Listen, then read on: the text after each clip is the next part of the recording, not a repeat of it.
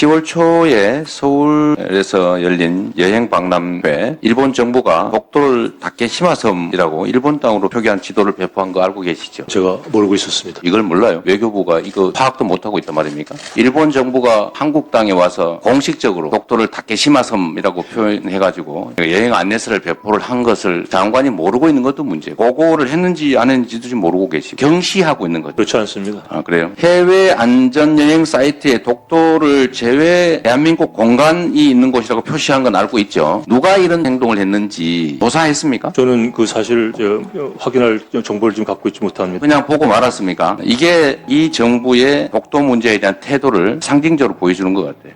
역시 국힘은 협치의 대상이 아니었습니다.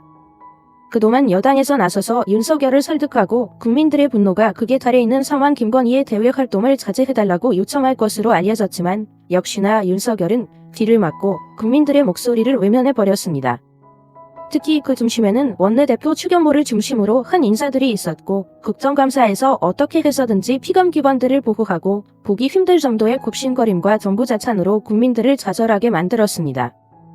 결국 야당에서 움직이기 시작했고, 약속의 11월, 모든 증거가 한 곳으로 모이는 가운데 11월 속전속결로 특검법 통과를 목표로 산설특검 도입과 결국 윤석열을 끌어내리는 탄핵까지 투트랙 전략을 사용하겠다는 의지를 나타냈습니다. 무엇보다 김건희에게 면죄부를 선물한 검찰에 대한 탄핵, 이창수 지검장과 심우정 검찰총장, 믿기 힘든 정권에 충실한 그들은 국민이 부여한 수사권과 기소권을 사용할 수 없게 만들어야 한다는 여론이 지배적으로 나오고 있는데요. 오늘 있었던 마지막 국정감사에서 다시 한번 검찰의 만행을 정리하자 검찰의 죄는 이루 말할 수 없을 만큼 무거웠고, 특히 공수처의 수사를 방해하는 결정적인 증거까지 나와 현장이 초토화되어 버렸습니다. 저자들을 반드시 끌어내려야 합니다. 지연된 정의는 정의가 아니다. 판사님들 잘 알고 계실 겁니다. 지금 재판 지연 얘기하는데 누가 누구에게 할 소리인지 모르겠습니다. 이재명 대표 성남FC 재판 같은 경우 검찰이 증인을 무려 478명을 신청했어요. 재판을 지연시키는 것은 이재명 대표가 아니라 검찰이에요. 재판부에서 416명이 남았답니다. 2명씩 증인을 부르기 시작하면 재판이 8년 4개월 걸린답니다. 3명씩 부르면 5년 6개월 걸린답니다. 검찰이 어떤 사건을 수사하고 기소했을 때는 빨리 유죄 판결을 받고 싶어 할 텐데, 이상하게 성남FC 사건은 증인 신청을 계속 늘려요. 검찰이. 왜? 무죄 날 것 같으니까 그러는 거예요. 자신 없으니까. 재판 지연의 주범은 검찰입니다. 오늘 뉴스를 보니까 윤석열 정권의 대통령의 지지율이 최저치를 또 찍었다라고 합니다. 20%. 부정 이유가 높은 게 김건희 여사 문제가 가장 높다, 가장 많아서이다라는 답변을 하고 있습니다. 우리 정부 관계자 여러분들, 이거 정말로 중요하게 들으셔야 합니다. 박장범 KBS 사장 추천 알고 계실 겁니다. 네, 파우치, 조그만 백, 이렇게 작은 파우치 논란이 있었던, 네, 파우치 사장이 돼버린 것 같습니다. 이 박장범 KBS 사장을 지금 KBS 이사회에서 사장 후보로 추천을 했습니다. 왜 했을까? 국민들은 알고 있어요. 명품백 사건을 작은 파우치 정도로 치부해버려서 김건희 여사 지키기에 공로를 세웠다, 보훈성 인사다, 다 국민들은 그렇게 보고 있습니다. 그러니까 역대 최저치의 지지율이 나오고 있습니다. 그런데 제가 이 얘기를 왜 하냐면요, 검찰도 똑같다는 겁니다. 봐봐요. 지금 대통령이, 지금 이 정부가 이렇게 김건희 여사 적극적으로 옹호하는 사람한테는 좋은 자리 주고 어떻게든 혜택을 주려고 하고 있고, 정말 권력을 사적으로 쓰고 있어요. 그러다 보니까 명품백 수수 사건에 불기소했던 검사, 찾아가서 출장 조사하고 휴대폰 반납했던 검사들, 당신들도 봐라, 내가 당신들 제대로 챙겨주겠다, 이 메시지 주는 거 아닙니까? 정신들 똑바로 차리셔야 됩니다. 김건희 여사 하나 지키려고 하다가 이 정권을 몰락시키는 거예요, 여러분들이. 이제 정신 차리셔야 돼요. 이 정권 진짜 끝장나고 있습니다. 정권만 끝장나면 차라리 다행인데, 그 끝장나는 상황에서 멀쩡한 국민들이 피눈물을 흘리고 있어요. 책임감을 좀 느끼셔야 됩니다. 주가 조작 무혐의 좋습니다. 잘 판단해서 무혐의 했다고요. 이럴 때에는 대통령의 부인, 영부인도 주가 조작하면 진짜 엄벌 받는구나, 진짜 크게 처벌 받는구나를 한번 보여주셨어야죠. 그게 살아있는 검찰입니다. 그런 걸 못하고 있으니까 검찰개혁하자고 온 국민이 지금 이렇게 하고 있는 거 아닙니까? 그리고 이 정권의 몰락을 국민들이 하루하루 바라고 있습니다. 제발 좀 빨리 끝났으면 좋겠다. 반성하셔야 됩니다. 자, 검찰총장님. 예.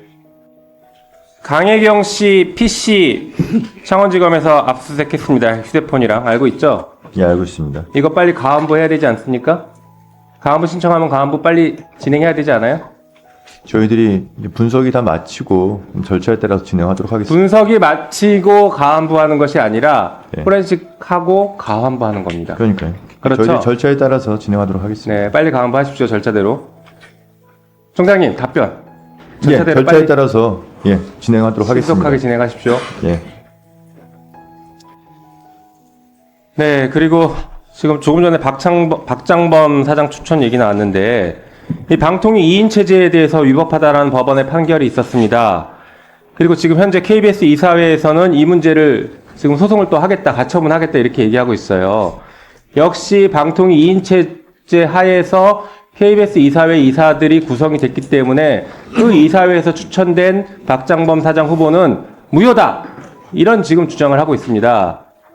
이 나라를 얼마나 이렇게 망가뜨려야 됩니까? 법원행정처장님. 예. 네. 뭐 직접 재판하시는 건 아니겠지만, 네, 이런 사건에서 진짜 법원의 존재 이유를 잘 보여주셔야 할 것입니다. 그렇게 할 것이라고 믿습니다. 네, 사법부의 신뢰를 확보할 수 있도록 하시기 바랍니다. 자, 준비된 화면 보시죠. 네, 영상 틀어주세요. 수사 당국에서 상세하게 경과와 또 결과를 잘 설명을 할 것인데, 소리 좀 키워주세요. 이거는 봐주기 의혹이 있다, 납득이 안 된다라고 하시면은 제가 특검하자고 먼저 주장을 하겠습니다. 기억하실 겁니다. 자, 공수처장님, 네. 이 브리핑 기억하세요? 잘 기억하고 네, 있습니다. 최혜병 사건에 대해서 특검을 수사 물어보니까 대통령이 뭐라고 답변했냐? 수사기관에서 수사 철저히 하고 그 수사가 납득이 안 되면 그때 나라 또 특검 얘기하겠다, 이렇게 얘기한 겁니다. 자, 철저하게 수사하고 계십니까? 자, 한번 볼까요? 다음 페이지 보여주시죠. 철저하게 수사하고 싶죠? 왜 페이지가 다음 페이지 봐봐요. 열심히 수사하고 있는 차정현, 이대한 검사, 지금 수사 중인 사건인 최혜병 수사 외압 사건, 세관 마약 수사 외압 사건, 명태균 정치자금법 위반 사건, 손준성 고발 사주 사건.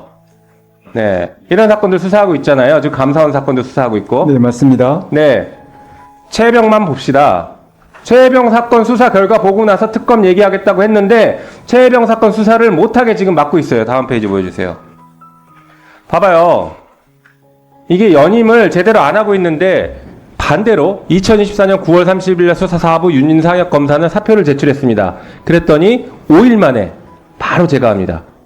그런데 8월 13일 날 4명에 대해서 연임 의결해서 보냈는데 아직까지 제가 안 하고 있어요.